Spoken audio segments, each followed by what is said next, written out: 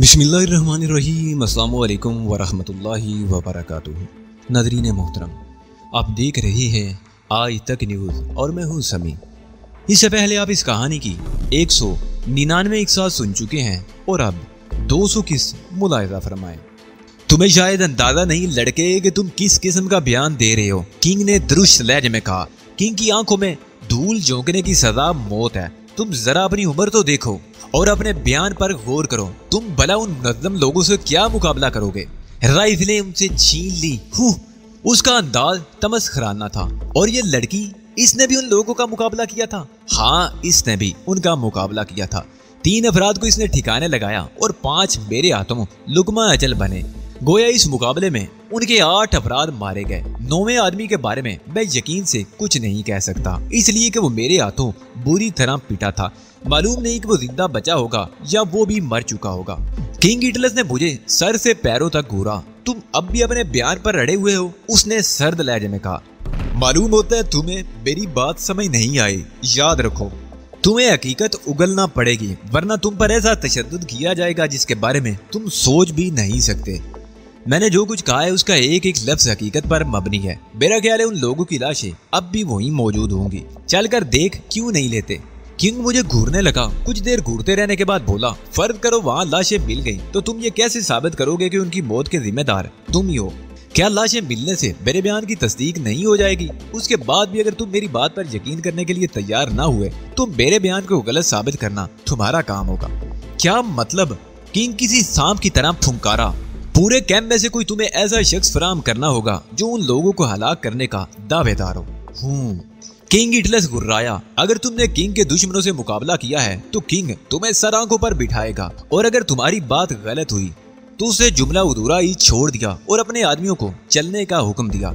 हम पैदल ही उस चट्टानी सिलसिले की तरफ निकल खड़े हुए जहाँ रात मैंने और तहजीब ने नामालूम हमलावरों का मुकाबला किया था। बाहर इतना उजाला फैल चुका था कि बासानी देखा जा सकता था। सूरज तुलू होने में कुछ ही देर रह गई थी। ये लोग उस चट्टान के करीब खड़े पाए गए थे। किंग के एक साथी ने किंग को बताया। किंग हमारी तरफ मुड़ा। बताओ वो लाशें कहाँ हैं? उस तरफ। मैंने हाथ से इशारा किया और उन लोगों को चट्टान के अकम में ले गया। चट्टान के अकम में पहुंचते ही किंग इटलस ठिठक गया। उसने वहां पड़ी हुई 3 लाशें देख ली थी। 3 स्याहपोश थे। उनमें से 2 तहजीब की गोलियों का निशाना बने थे और तीसरा शख्स जिसकी मैंने पिटाई की थी वो भी मर चुका था। किंग झपट कर आगे बढ़ा और उन्हें उलटकर उनके चेहरे देखने लगा। 3 मुकामी लोग हैं, वो बुड़बुड़ाया। फिर मेरी तरफ मुड़कर बोला, तुम तो कह रहे थे कि तुम्हारे हाथों 9 अफराद मारे गए हैं। अगर उनके साथी उनकी लाशें उठाकर नहीं ले गए तो उन्हें चट्टान के ऊपर होना चाहिए। मैंने किंग से कहा। जाओ, किंग ने अपने 2 आदमियों से कहा, चट्टान का जायजा लेकर आओ और फौरन मुझे रिपोर्ट दो। वो दोनों अफराद चले गए और किंग मुझे घूरने लगा, मगर मैं तहजीब को देख रहा था जो शुरू से अब तक कुछ नहीं बोली थी। वो दोनों अफराद जल्दी वापस आ गए और उन्होंने इस बात की तस्दीक कर दी कि चट्टान के ऊपर 6 अफराद की लाशें मौजूद हैं। तुमने उनके चेहरे देखे? किंग ने मुतरबाना अंदाज में पूछा। वो मुकामी है या? उसने जुमला अधूरा ही छोड़ दिया। 5 अफराद तो मुकामी है, उनमें से एक ने कहा। छठे के बारे में कुछ नहीं कहा जा सकता। क्यों? किंग के लहजे में बेताबी थी। उसके पर खचे उड़ गए हैं। मालूम होता है उस पर बम मारा गया है। किंग मेरी तरफ मुड़ा। तुम्हारे पास बम कहाँ से आया? उसने मशकूक लहजे में पूछा। हमारे पास कोई बम नहीं था किंग, मेरे बजाय तहजीब ने जवाब दिया। वो हम पर बम फेंकने जा रहा था। पिन भी खींच चुका था कि इत्तफाकन मेरी नजर पड़ गई और मैंने उस पर गोली चला दी। अगर मुझे फायर करने में एक लम्हे की भी ताखीर होती तो उसने बम फेंक दिया होता और उसकी बजाय हमारे पर खचे उड़ गए होते। किंग की आंखों में हैरत का शदीद तासर उभरा। तुम लोगों ने उनसे राइफलें कैसे छीनी? वो ऐसे कि 2 अफराद ने हम पर छलांगे लगाई थी। मैंने कहा, अगर उन्होंने खामोशी से हमें गोली मार दी होती तो हम ये कहानी सुनाने के लिए जिंदा ना रहते, मगर उनसे हमाकत सरदर्द हुई जिसका उन्हें खुमियाजा भुगतना पड़ा। हमने उनसे राइफलें छीन ली। उस वक्त शायद उसके साथी करीब मौजूद नहीं थे, वो बाद में यहाँ पहुंचे होंगे। बहरहाल अब हमारे लिए क्या हुक्म है? जो कुछ मैं देख रहा हूँ वह खासा नाकाबिले यकीन है, ताम इससे इनकार भी मेरे लिए मुमकिन नहीं। किंग ने उलझे हुए अंदाज में कहा। मैं ये समझने से कासर हूँ कि तुम दोनों ने ये सब कुछ कैसे किया होगा। मैं ज्यादा देर यहाँ रुक भी नहीं सकता, इसलिए कि पुलिस यहाँ पहुँचने वाली होगी और मुझे खुद सारे मामलात निपटाने हो गए। तुम मेरे आदमियों के साथ वापस चले जाओ। क्या हम कैदियों की सी हैसियत में रहेंगे? तहजीब ने कहा। नहीं, तुम किंग के मुअद्दब मेहमानों की हैसियत से रहोगे। मैं तुम्हें दिखाऊंगा कि किंग एहसान फरामोश नहीं है। बहादुरों की कदर करना जानता है। क्या हमारे कहीं आने जाने पर कोई पाबंदी होगी? मैंने पूछा। हरगिज नहीं, तुम जहाँ चाहो जा सकते हो, लेकिन मेरी ख्वाहिश है कि तुम अभी कैंप छोड़कर ना जाओ। मैं तुमसे तफसीली गुफ्तगू करना चाहता हूँ। ये हमारे लिए एजाज़ है किंग, क्या आपने हमें किसी काबिल समझा। हम कैंप से बाहर बिल्कुल नहीं जाएंगे, मैंने किंग से कहा। मैं और तहजीब किंग के एक आदमी के साथ जो भी मकान में वापस आ गए। आप लोग नहा धोकर तैयार हो जाएं, मैं नाश्ते का बंदोबस्त करता हूँ, हमारे साथ आने वाले ने कहा और बाथरूम तक हमारी रहनुमाई की। कुछ देर बाद मैं और तहजीब इंतहाई पुरतकल्लुफ नाश्ता करने में मसरूफ थे। नाश्ते की मेज पर हम दोनों के अलावा और कोई नहीं था। तुमने सुन लिया तहजीब, वो राइफलें रूसी साख्त की थी, गोया हमलावरों के हकम में रूसी एजेंट ही थे। हाँ अली, तहजीब ने ठंडी सांस लेकर कहा। मालूम नहीं उन लोगों ने कितने मुकामी गुंडों की खिदमात हासिल कर रखी होंगी। इससे कोई फर्क नहीं पड़ता तहजीब, अब यही देख लो कि किंग इटलस तक हमारे अलावा किसी की रसाई भी नहीं हो सकी। लेकिन असल मामला तो वहीं का वहीं है ना। डी फोस्टर के बारे में उससे मालूमात कैसे हासिल होंगी? इसका भी कोई ना कोई इंतजाम हो ही जाएगा, मैंने मुस्कुरा कर कहा। अगर किंग इटलस हमारा ममनून एहसान है, लेकिन उससे बराह रास्त पूछगछ खतरनाक साबित हो सकती है। मैं समझती हूँ अली, तहजीब ने कहा। वो सारा दिन हमने इसी जोबी कैबिन में गुजार दिया। किंग इटलस दोपहर के वक्त वापस आ गया था, मगर वो आते ही सो गया था, इसलिए उससे हमारी कोई बात नहीं हो सकी। शाम 7 बजे के करीब उससे मुलाकात हुई। उस वक्त वो खासे खुशगवार मूड में नजर आ रहा था। तुम लोगों ने मेरी जो मदद की उसके लिए मैं तुम दोनों का बेहद मशकूर हूँ, उसने कहा। जो कुछ हमने किया उसके लिए हम मजबूर थे। मैंने कहा, काश हम तुम्हारी कोई मदद कर सकते।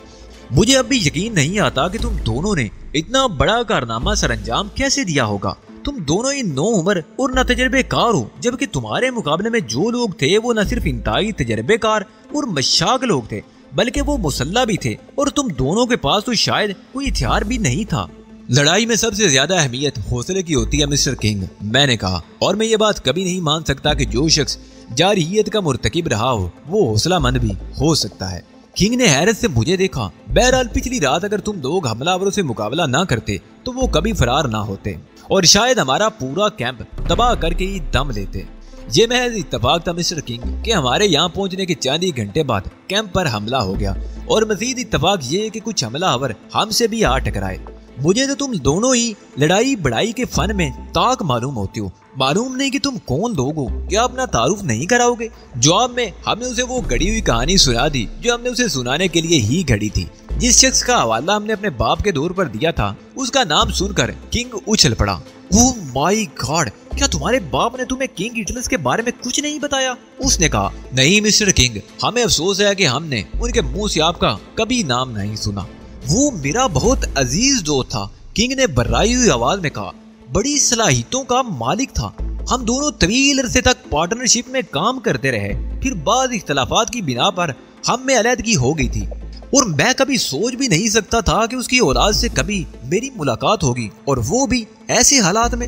हम तो सियाहत करते हुए इधर आ निकले थे, और उन लोगों से भी हमने महज अपने दिफा में मुकाबला किया था। अगर हमें मालूम होता कि जो कुछ हम कर रहे हैं उससे हमारा कितना गहरा ताल्लुक है, तो हम कब्र तक उन हमलावरों का ताकुब करते रहते, उन्हें यूं फरार न होने देते। तहजीब ने कहा। यकीनन तुम लोगों का इससे बराह रास्त ताल्लुक है। ये जो कुछ है इसे अपना ही समझो, क्योंकि तुम मेरे बच्चों की तरह हो। हमलावरों के बारे में कुछ इल्म हुआ मिस्टर किंग? मैंने पूछा। वो कौन लोग थे और इस हमले से उनका क्या मकसद था?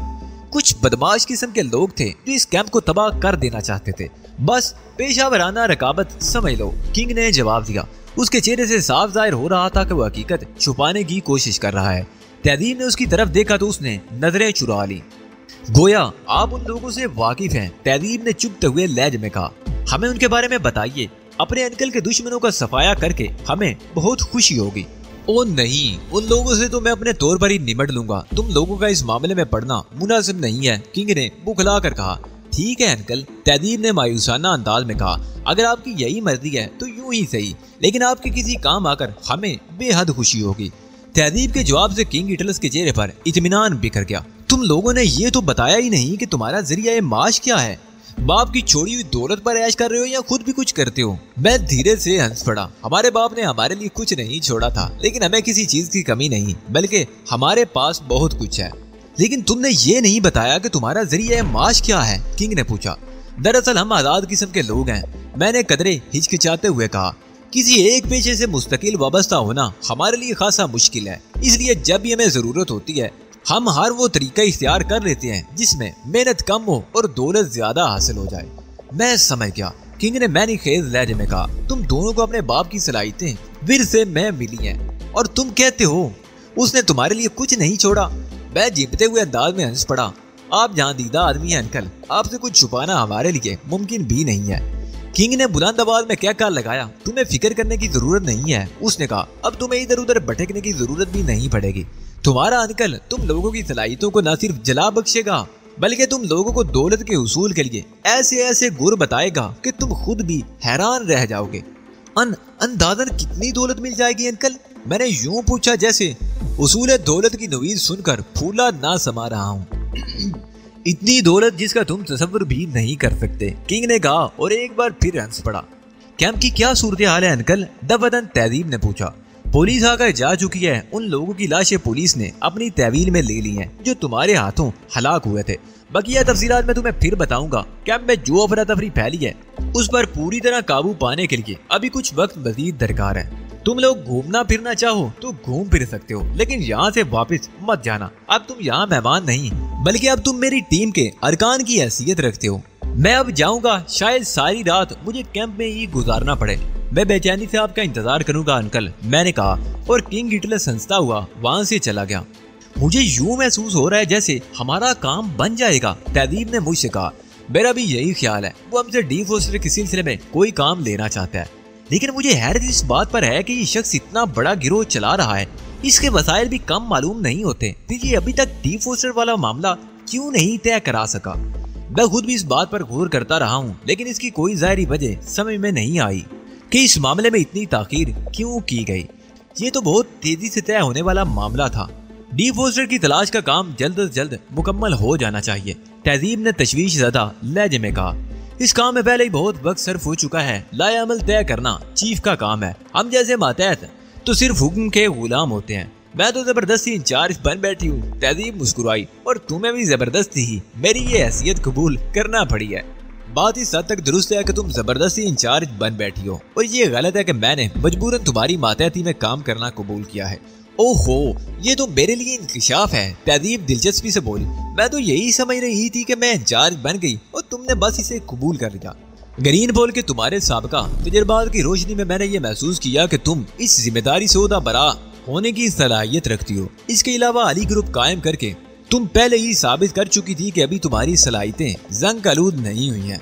Good, very good. सादतमंद मातहत ऐसे ही हुआ करते हैं, तहजीब ने कहा। मैं इस काबिल तो न था, ताहम इस हौसला अफजाई के लिए मैं चीफ का अजहद मशकूर हूँ, मैंने नियाज़मंदाना लहजे में कहा। तहजीब हंसने लगी। अब आप यूँ करें मिस्टर अली कि जाकर आराम करें, मैं जरा कैंप नूरदी करने जा रही हूँ। ये तो ज्यादती होगी चीफ, अगर कैंप नूरदी की साजिश से मातहत को महरूम रखा जाए। मैं वादा करता हूँ कि चीफ के किसी काम में दखल अंदाजी नहीं करूंगा। ताम मिशन की कामयाबी के लिए अगर इस नाकारा मातहत का साथ ना ले जाना ही मुनासिब है तो ये नाचीज मातहत। ओहो नहीं, तुम दिल छोटा ना करो, हम अपने मातहतों के दिल नहीं तोड़ा करते, तहजीब ने चिमकारने वाले अंदाज में कहा और हंस पड़ी। हम दोनों हाथों में हाथ डाले बाहर निकल आए। कल रात के हमले से मुतासर होने वाले सियाह वापस चले गए थे, लेकिन उसके बावजूद नशे बादों की बहुत बड़ी तादाद रंग रलियां मनाने में मसरूफ थी। रात को क्या हुआ था इससे इन्हें कोई गर्द नहीं थी। उनके लिए यही बहुत काफी था कि वो जिंदा थे। उन्हें देख रहे हो नहीं, तहजीब ने मुतनफराना अंदाज में कहा। ये लोग किस कदर खुदगर्ज और बेहिस हैं। कल यहाँ कितना कश तो खून हुआ है, मगर ये अपने नशे में मगन है। ये तो साफ जाहिर है तहजीब के नशे की लत आदमी को खुदगर्दी और बेहिस बना ही देती है, इसमें ताज्जुब की तो कोई बात नहीं है। अफसोस तो होता ही है अली, एक इंसान होने के नाते दूसरे इंसान को इस हालत में देखना आसान नहीं होता। ये खुदगर्दी और बेहिसी मोरी सी है तहजीब। सफेद वाम हमेशा से अपनी खुदगर्दियों का मुजाहरा करते आए हैं। जो नशेबाज नहीं है उन्हीं का हाल देख लो। मैं अपनी बर्तरी कायम करने के ख्याल खाम के तहत इन सफेद वामों ने जोहरी तवानाई दरियाफ्त की और अब असले की दौड़ में इतना आगे निकल गए हैं कि पूरी दुनिया तबाही के दहाने पर खड़ी है। हम काफी देर तक कैंप में टहलते रहे, फिर तहजीब एक मखसूस सिमत में बढ़ने लगी। मैंने ये बात महसूस कर ली, मगर मैं कुछ बोला नहीं। एक छूलदारी के नजदीक पहुंचकर तहजीब रुक गई। छूलदारी के सामने वाले हिस्से पर सुर्ख रंग का सेब बना हुआ था। तहजीब ने छूलदारी का पर्दा हटाया और अंदर दाखिल हो गई। अंदर का मंजर निहायत बुरा था। एक सुरीली नुस्वानी चीख उभरी और अंदर मौजूद लड़की उठकर बैठ गई। वो बहुत सहमी हुई थी और खुद को छुपाने की कोशिश कर रही थी। उस लड़की के साथ बूढ़ भी मौजूद था। तुम जरा बाहर आओ, तहजीब ने झींकते हुए अंदाज में कहा और बाहर निकल आई। मेरे हल्क से एक कहका आजाद हो गया। हाथ से बड़ी हुई खुद इतमादी ऐसे ही वाकयात को जन्म देती है। मैंने कहा, ये बहुत कमीना आदमी है। तहजीब ने झींकते हुए अंदाज में कहा, पक्का सुअर है। इसी असना में बूढ़ बाहर निकल आया। वो दरअसल एक मासूम लड़की है, माशरे की सताई और बेसहारा लड़की। उसके माँ बाप मर चुके हैं और बहन भाई। बकवास मत करो, तहजीब ने डांट कर कहा। इसके अलावा भी कुछ किया है तुमने? क्यों नहीं चीफ, क्यों नहीं? बूढ़ ने हकला कर कहा। कुछ नहीं, बहुत कुछ किया है। तुम इंतहाई नकम्मे और नाकारा आदमी हो, तहजीब उसीले लहजे में कह रही थी। हमसे अलहदा होने का मकसद यही था कि तुम आजादी से अपनी मजमूम हरकतें जारी रख सको। ये गलत है चीफ, बूढ़ ने एहतजाज किया। मेरा मकसद तो सिर्फ ये था कि आप लोगों से अलग रहकर आपके दुश्मनों पर नजर रख सकूं। अच्छा, तहजीब ने तंदिया लहजे में कहा, तो फिर हमसे दूर रहकर क्या तीर मारा है जनाब ने? और ये किस पर नजर रखी हुई थी तुमने? रात के वाक़े में कुछ मुकामी लोग भी मुलव्वस हैं। बूढ़ ने कहा, मेरा मतलब है वो इसी कैंप में मुकीम है। वो 3 अफराद है जो आपस में गुफ्तगू कर रहे थे कि तुम दोनों को जिंदा नहीं छोड़ेंगे। तुम कहो चीफ, तो मोदी को नुकसान पहुंचाने से कबल ही जहन्नम दाखिल कर दूं। तहजीब ने मशकूक नजरों से बूढ़ को घूरा। कहाँ है वो लोग? उनका पता समझाओ। उधर जहाँ 3 दरख्तों के तने आपस में मिले हुए हैं, उनके दामन में उनकी झूलदारी नस्ब है और वो लोग यकीनन हमलावरों के साथी हैं। और कोई खास बात? खास बात तो कोई नहीं। किंग ने अपनी हैसियत का पूरा फायदा उठाया है और उसने पुलिस को मुतमईन करके ही वापस भेजा है। वैसे चीफ, मैं 1000 आंखों से जाग रहा हूँ। आप लोग इत्मीनान रखें, आपको कोई दिक्कत नहीं होगी। ठीक है, तहजीब ने ऊँट सुकूड़ कर कहा। जाओ, जहन्नम रसीद हो जाओ।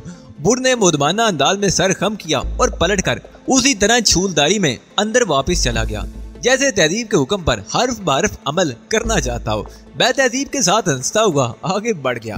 ये सुअर बाज़ औक़ात इस पर सख्त गुस्सा आता है, बहुत खराब आदतों का मालिक है। तहजीब ने कहा, उस बेचारे के लिए ऐसे अल्फाज क्यों इस्तेमाल कर रही हो? मैंने मासूमियत से कहा और तहजीब मुझे घूरने लगी। क्यों, तुम्हें अंदाजा नहीं है? तुमने देखा नहीं कि वो छूलदारी के अंदर किस हालत में पाया गया?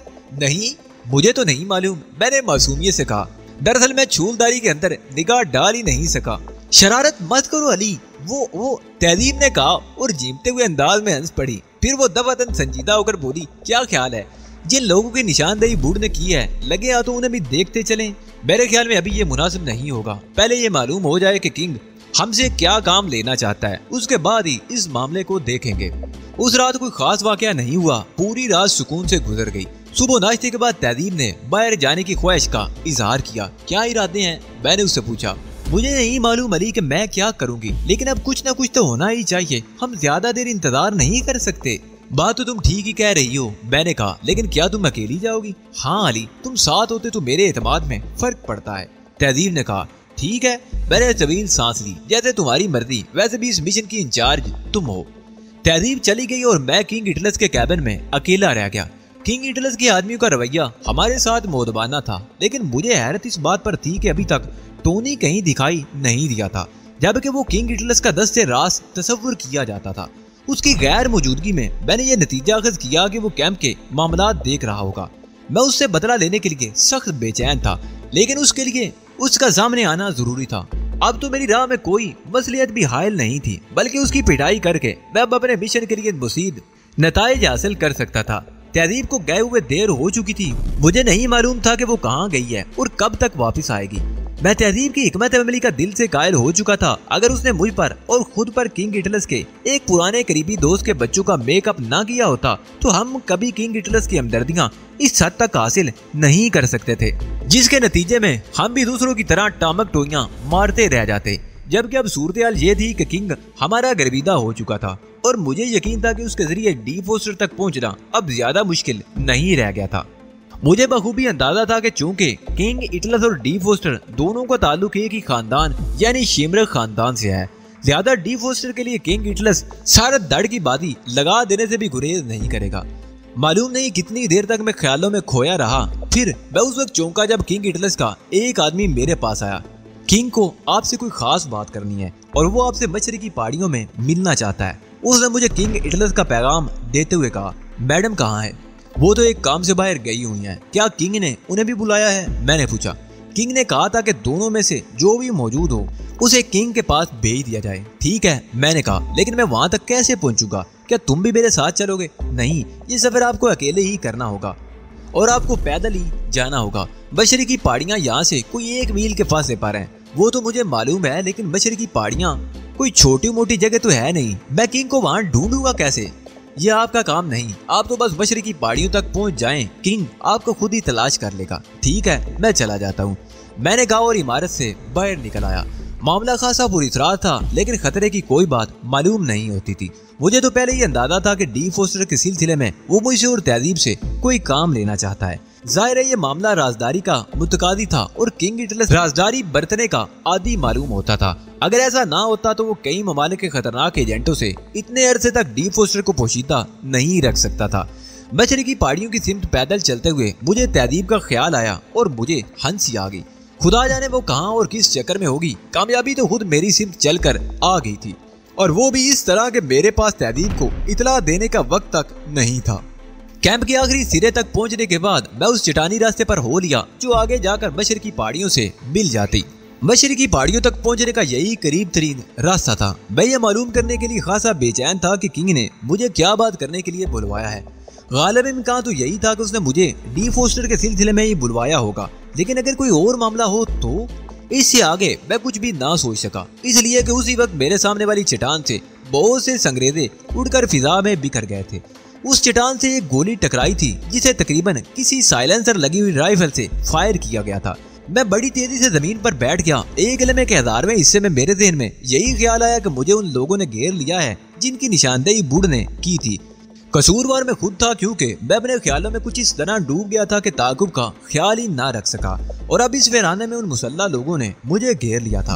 उस वक्त तक मैं आधे से ज्यादा रास्ता तय कर चुका था, इसलिए ये इम्कान ही नहीं था कि कोई मेरी मदद को ही आ जाए।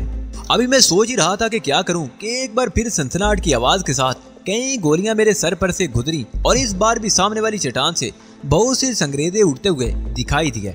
लेकिन इस बार मैंने फायरिंग की सिमत का तयन कर लिया था। ये अंदाजा भी हो गया था कि हमलावर एक से ज्यादा नहीं है। अब मेरे लिए मुमकिन नहीं रह गया था कि हमलावर को बख्श दूं।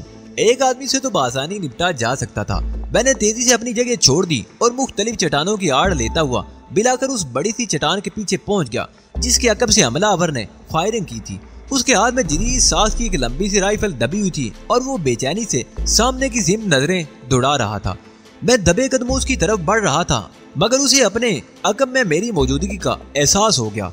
उसने तेजी से पलटकर पूरी कुव्वत से राइफल घुमाई। अगर मैं फुर्ती से एक तरफ ना हट गया होता तो लठ की तरह घुमाई गई राइफल मेरे सर पर ही होती।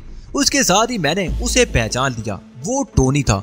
उसे देखकर मेरा खून ही खौल उठा। उसका वार खाली देते ही मैंने बिजली की सी तेजी से झुककर उसकी दोनों टांगे खींच ली। वो पथरीली नाहमवार जमीन पर चित गिरा था। उसके हल्क से एक करार खारिज हुई और राइफल उसके हाथ से छूट गई। मेरा ख्याल था कि इतनी शदीद चोट आने के बाद उठने के काबिल नहीं रहा होगा, लेकिन वो ना सिर्फ उठा बल्कि उसने अपनी आस्तीन से चाकू भी निकाल लिया। मैं 2 कदम पीछे हट गया। टोनी के होंठ भींचे हुए थे और उसकी नजरें मुझ पर मरकूज थी। वो जरा सा आगे की तरफ झुका और आहिस्ता आहिस्ता मेरी तरफ बढ़ने लगा। उसका चाकू वाला हाथ आगे की तरफ फैला हुआ था। उसके हर अंदाजे से महारत चपक रही थी। साफ जाहिर हो रहा था कि वह चाकूबाजी में बेइंतहा महारत का हामिल है। मुझे अंदाजा हो गया कि मैं उसकी चाकूबाजी के सामने नहीं ठहर सकूंगा। वो पलक तक नहीं झपका रहा था और उसके होंठों से एक सफाकाना मुस्कुराहट चिपकी हुई थी। मैं उल्टे कदमों पीछे हट रहा था। हमारे दरमियान फासला बरकरार रहा था। उसे हमला करने की कोई जल्दी मालूम नहीं होती थी, और यही चीज सबसे ज्यादा खतरनाक थी। वो उजलत का मुजाहरा करता तो मैं उसकी किसी गलती से फायदा उठाने की कोशिश जरूर करता, मगर उसके अंदाजे से तो यूं मालूम हो रहा था जैसे एक ही बार में मेरा काम तमाम कर देना चाहता हो। वो मेरी कैफियत से लुत्फअंदोज हो रहा था और मैं अपने औसान बहाल रखने की भरपूर कोशिश कर रहा था। उसे निहत्ता करना जरूरी था। इसके बगैर हमारे दरमियान बराबर का मुकाबला नहीं हो सकता था, लेकिन वो जिस्मानी ताकत के एतबार से भी मुझसे बहुत बरतर था। लिहाजा अगर मैं किसी सूरत से उसे निहत्ता करने में कामयाब हो जाता तब भी बरतरी उसी को हासिल रहती। दफातन उसने झपट कर मुझ पर हमला कर दिया। चाकू का फल फिजा में इंतहाई तेजी से मेरे दिल की तरफ आया। तमाम दर दुश्मनी के बावजूद मैं टोनी को इसकी महारत की दाद दिए बगैर नहीं रह सका। उसने बिजली की सी तेजी से मुझ पर हमला किया था और उसका हमला किसी न किसी हद तक कारगर भी हो गया था। अगर उसी वक्त मेरे पैर किसी चीज से उलझने की वजह से मैं पीछे की तरफ न गिर गया होता, लेकिन उसके बावजूद उसके चाकू की नोक मेरी जैकेट को काटती हुई गुजर गई थी। मुझे फौरन इन अंदाजा हो गया कि मेरे पैरों से टकराने वाली चीज ही राइफल थी जो टोनी के हाथ से गिरी थी। अपना वार खाली जाने की वजह से टोनी झिझला गया और उसने चाकू समेत मुझ पर छलांग लगाई, मगर मैं तेजी से करवट लेकर उसकी जद से निकल गया। चाकू की नोक पथरीली जमीन से टकराई थी। करवट लेकर उसकी जद से निकलते ही मैं उकाब की तरह राइफल पर झपटा और उसे उठाकर पीछे हटता चला गया। फुर्ती के मामले में मैंने टोनी को बुरी तरह से मात दे दी थी, इसलिए कि जब मैंने कई कदम पीछे हटकर राइफल से उसका निशाना लिया, उस वक्त तक वो पूरी तरह उठ भी नहीं सका था। बस रुक जाओ टोनी, मैंने दांत पीस कर कहा, वरना तुम्हारी खोपड़ी के चीथड़े उड़ जाएंगे। टोनी अपनी जगह साकित हो गया। चाकू अब भी उसकी मुट्ठी में दबा हुआ था, मगर अब उसकी आंखों में खौफ और हैरत के तासरात थे। याद है टोनी, परसों कैंप में तुमने और तुम्हारे साथियों ने मेरा क्या असर किया था? मैं घुर्राया। अब बताओ मैं तुम्हारा क्या असर करूं? जवाब में टोनी सिर्फ अपने होंठों पर जबान फेर कर रह गया। उसकी आंखों में नजर आने वाली खौफजदगी में इजाफा हो गया। सुना है तुम बहुत बहादुर आदमी हो, मैंने तंदिया लहजे में कहा। मैं तुम्हारी बहादुरी अपनी आंखों से देखना चाहता हूँ। मैंने राइफल की लबलबी पर उंगली का दबाव बढ़ा दिया। नहीं टोनी, हाथ उठाकर इकलाया, मुझे मत मारो, तुम्हें इससे क्या फायदा होगा? परसों का दिन याद करो टोनी, जब कैंप में तुमने और तुम्हारे आदमियों ने मुझे बेदर्दी से मारा था। उस वक्त तुम्हें मुझ पर रहम नहीं आया था, लेकिन हमने तुम्हें जान से तो नहीं मारा था, टोनी ने बेबसी से कहा। फिर तुम क्यों मेरी जान लेने के दर पे हो? अभी कुछ ही देर कबल तुमने दोबारा मेरी जान लेने की कोशिश की है टोनी, मैंने तंदिया लेने में कहा। क्या राइफल से फायरिंग करके और चाकू से मुझ पर हमला करके तुम अपने खैर सगाली के जज्बात का ऐलान कर रहे थे? टोनी का चेहरा तारीक हो गया। फिर उसने अचानक ही वो हरकत कर डाली जिसकी मैं उससे किसी कीमत पर भी तवक्को कर रहा था। उसने अपनी मुट्ठी में दबा हुआ चाकू मुझ पर खींच मारा था। इंतहाई उजरत के बावजूद उसने कमाल महारत का मुजाहरा किया था। चाकू सीधा मेरे दिल की तरफ आया और अगर मैंने जरा सा भी तसाल बरता होता तो चाकू मेरे दिल में पैबुस हो गया होता।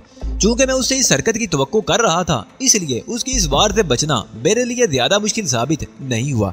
मैं जरा सा दाएं जानिब को हटा और चाकू मेरी बाएं जानिब से गुजरता हुआ अकब में किसी चट्टान से टकराकर खिट की आवाज के साथ संगी जमीन पर गिर पड़ा। तुमने अपनी आखिरी हसरत भी पूरी कर ली टोनी, और खुद को मिलने वाली किसी मुमकिन रियायत के इम्कान को भी खुद अपने ही हाथों से खत्म कर दिया। तुम वो नहीं हो जो जाहिर करते हो, टोनी ने थूक निकल कर बर्राई हुई आवाज में कहा। मैं सोच भी नहीं सकता था कि तुम इतने फुर्तीले भी हो सकते हो। फिर परसों तुम कैसे पिट गए थे? तुम शायद बातें करके मेरी तवज्जो अपनी तरफ से हटाने की कोशिश कर रहे हो, लेकिन याद रखो, अब तुमने जरा सी भी जुम्बश की तो अपनी मौत के जिम्मेदार तुम खुद होगे। मैंने उसे उठने के लिए पर तोलते देखकर वार्निंग दी। हाँ, तो तुम पूछ रहे थे कि मैं परसों तुम लोगों से क्यों पिट गया था। उसका मुख्तसर और आसान जवाब ये है कि मैं उस कैंप में कोई हंगामा नहीं करना चाहता था, वरना तुम जैसे बुज़दिलों से निपटना क्या मुश्किल है। इस राइफल के जोर पर तुम जो कुछ भी कहोगे मैं सुनने के लिए मजबूर हूँ, टोनी ने वसीले लहजे में कहा। मैंने एक जोरदार कहका लगाया। मैंने गलत नहीं कहा टोनी, राइफल से एक निहत्थे आदमी पर हमला करना बुज़दिली है। इस तरह बगैर कमजोर आदमी पर ख्वामुखा हाथ उठाने वाले को भी मैं बुज़दिल समझता हूँ। तुम भी तो राइफल से एक निहत्थे आदमी पर हमला करने जा रहे हो, मैंने एक और कहका लगाया। ये राइफल मैंने तुमसे छीनी है टोनी, और वो चाकू भी जिससे तुम मुझ पर हमला आवर हुए थे। और ये भी सुन लो कि तुम कमीनी फितरत के मालिक हो। जिस वक्त तुम लोगों ने कैंप में मुझे मारा था, मैंने उसी वक्त तुमसे इंतकाम लेने का तहैया कर लिया था, और मैं जिस काम का तहैया कर लेता हूँ उसे पूरा जरूर करता हूँ। क्या तुम मुझे मार डालोगे? टोनी ने खौफजदा अंदाज में कहा। मैं चाहूँ तो फायर करके तुम्हारे दोनों घुटने तोड़ दूं और तुम्हें मरने के लिए यहीं छोड़कर चला जाऊं, लेकिन मैं ये नहीं करूंगा। मेरी निगाह में तुम एक खारिशज़दा कुत्ते से भी बदतर हो, लेकिन मुसीबत ये है कि तुम खुद को शेर समझने के आदी हो, और मैं कुत्तों को उनकी औकात जरूर याद दिलाया करता हूँ। टोनी की इस कदर तौहीन शायद जिंदगी भर में नहीं हुई होगी। उसका चेहरा तारीक पड़ गया, लेकिन मेरा अगला कदम टोनी के लिए नाकाबिले यकीन था। मैंने राइफल एक तरफ उछाल दी। मैं अपने हाथों से तेरी हड्डियां तोड़ दूंगा, चल उठ, मैंने इंतहाई अहानत अमेज अंदाज में कहा। चंद लम्हों तक उसे अपनी आंखों पर यकीन ही नहीं आया। फिर दफादनी उसका चेहरा सुर्ख हो गया और वो उठकर पागलों की तरह मुझ पर झपट पड़ा। उसने अपनी दाएं टांग से मुझ पर हमला किया, मगर मैं हर तरह के हमले से निमटने के लिए तैयार था। अगर मैं पूरी तरह तैयार ना होता तो उसके अगले वार की जद में आ गया होता। उसका पंजा मेरी पसलियों पर पड़ा होता।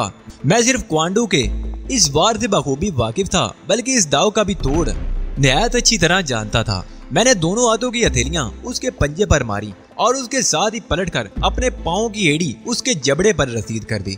एड़ी रसीद करने में मैंने जरा बराबर भी रियायत नहीं बरती थी। टोनी की बांझों से खून बहने लगा, उसका मुंह फट गया था। मुमकिन है 2-4 दांत भी हिल गए हों। मैंने भी तो आखिर पूरी कुव्वत सर्फ कर दी थी। टोनी ने दोनों हाथों से अपना जबड़ा दबा लिया। शायद तकलीफ उसकी बर्दाश्त से बाहर हो गई थी। उसके मुंह से बहने वाला खून उसके हाथ पर से होता हुआ खून से कतरा कतरा टपकने पर जमीन पर टपकने लगा। मैंने मौके गनीमत जानकर उस पर छलांग लगा दी, लेकिन वो अपने हवास में था। एक तरफ हटकर मेरी जद से निकल गया और मुझे पथरीली जमीन छाटना पड़ी। जमीन पर गिरते ही अपनी चोटों की परवाह किए बगैर मैंने तेजी से करवट बदली और उछलकर खड़ा हो गया। मेरे गिरते ही टोनी ने मुझ पर छलांग लगाई थी। अगर मैंने करवट बदलने में एक लम्हे की भी ताखीर की होती तो टोनी मुझे छाप बैठता। अब मेरी जगह वो जमीन पर पड़ा था। मेरी तरह उसने भी करवट बदलकर उठने की कोशिश की, मगर उससे पहले ही मैं उसके सर पर पहुंच चुका था और फिर मैंने निहायत तेजी का मुजाहरा करते हुए एक भरपूर ठोकर उसकी गुद्दी पर मारी। मेरी ठोकर ने टोनी की खोपड़ी हिलाकर रख दी। उसके हलक से तकलीफ दे करा खारिज हुई। मैं जानता था कि अगर मैंने उसे कोई मौका दिया और उसकी गिरफ्त में आ गया तो वो मेरा खुचूमर भी बना सकता है।